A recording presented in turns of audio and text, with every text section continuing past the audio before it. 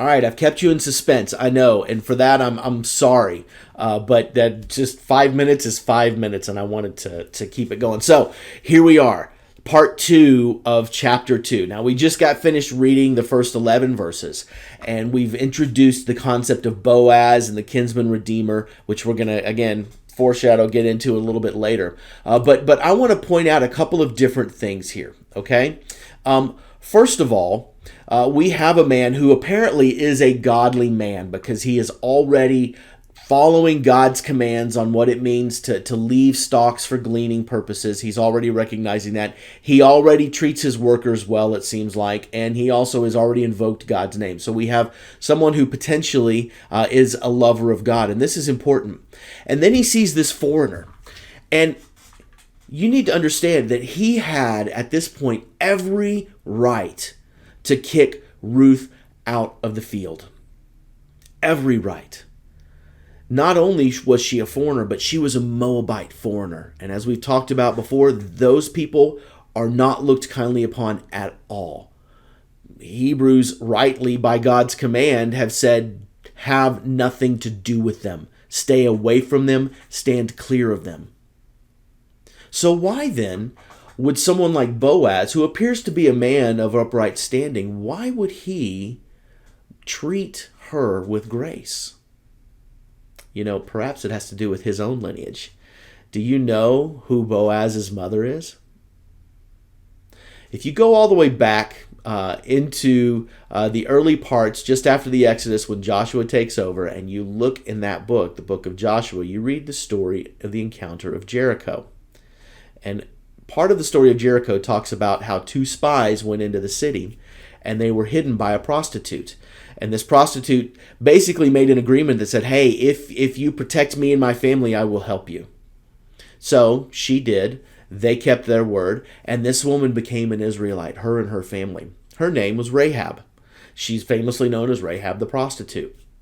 She also happens to be the mother of Boaz. See, I believe one of the reasons that Boaz showed grace to Ruth is because of the grace that was shown to his mother.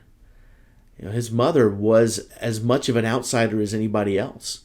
Not only was his mother an outsider as a foreigner, but his mother was a woman of the world, the prostitute. She sold her body for money. That was not exactly looked upon favorably, even back then. Especially from God's people and the rules that God had for the people of Israel. And so I think part of the reason that Boaz shows grace is because of the history that he has. And this is a very interesting family lineage that we're starting to establish here, because we have this man who now is considered an upright citizen, but whose mother came from a less than stellar background. And now his eye has been caught by someone who also comes from a less than stellar background. What a beautiful picture of grace that we're starting to see.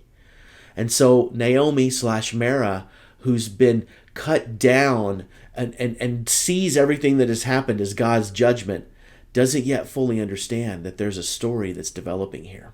And it's a story that God has planned and had planned for a long time. See, sometimes when we look at the grace or the lack of grace that we're receiving, we wonder what God's plan is. We wonder why God would do this to us. But as we see and are starting to see in the book of Ruth, there is a plan. And it's a plan that might take a long time to unfold, as we're starting to see here in the book of Ruth.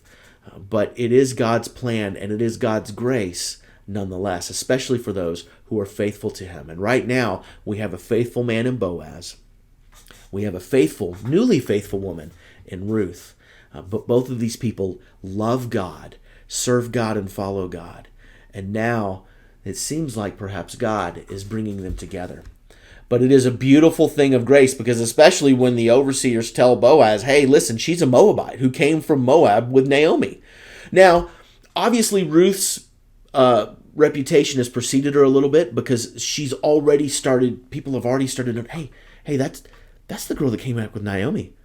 Why did she come back? Why did she come back with Naomi? What was the point of that? I mean, she could have gone and gotten married. I mean, she's a Moabite. I mean, I can't believe that she would even show her face here. This is incredible stuff, but already Ruth's servanthood, her friendship, her namesake, has already started to bear fruit. And we're going to continue to see that fruit developed next week as we talk some more about this.